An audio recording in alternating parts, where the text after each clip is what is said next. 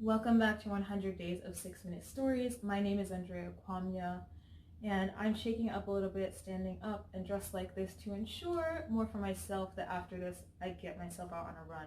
So I hope you guys are also moving your body a little bit instead of being stuck in front of the computer the same way I was. But while I was working the other day, it crossed my mind that up until this moment in my life, I've been employed by someone else for half of my existence. So I've been working since I was 14, even through college and grad school. And one of the great experiences that I had, a learning experience, was knowing when to admit fault and dealing with the guilt that comes with that. So there was a year, I think maybe it was 2012, where I was working on campus during the summertime. I worked for the housing office, so I was usually a housing assistant or a resident assistant. It might have been earlier, but it was between 2010 and 2012. And there was a pretty core group of us that worked there on campus, and one of those particular individuals has a birthday that's only 4 days before mine in early June, and he's kind of like known as a party kid and the life of the party. So someone had this great idea that we would throw a party for him in one of the dorms.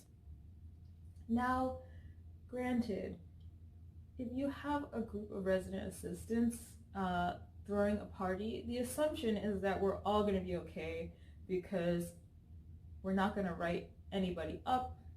Basically, we have some semblance of authority, and everyone thought that they would be fine getting away with it. But me being a little bit of a rule follower, I did have a bad feeling about this, and I was nervous, but I also love dancing, I love music, and it was just going to be a fun time with my friends. So we get to the apartment that everyone's meeting in, about 25 of us, and everyone's having a good time. But I remember going up to the person who brought an actual little DJ kit, and I said, maybe we should turn it down. We had already gone to the residents and let them know that we were going to have a little party, and people tried to invite them, so that they'd be less likely to be frustrated. But there was one particular resident who was not having it. They wanted to get their sleep, and rightly so, and they told us to turn the music down. So the person who was manning the music would turn the music down for 2 minutes, and everyone would be quiet, and then they'd blast it again. So at a certain point I was getting nervous, and that is when the resident decided to call campus security. So I was in a fight or flight mode where I knew that I probably should have left and exited the room and gotten out of that situation, but instead I decided to hide in the bathroom, which that just makes you trapped. It doesn't save you from any scrutiny or anything that's about to occur. So the campus security finds all of us.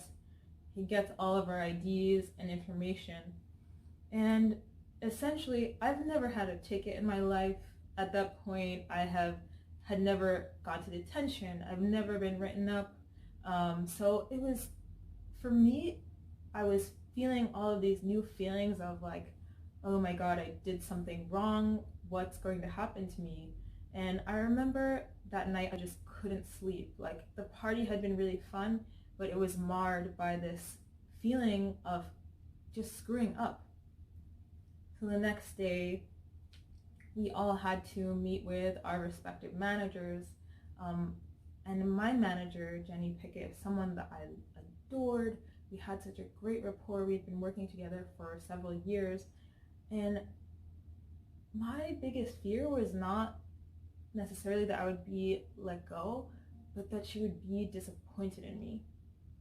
So she and I had a long talk, and most of us were given a reprieve and just a warning for being kids, basically.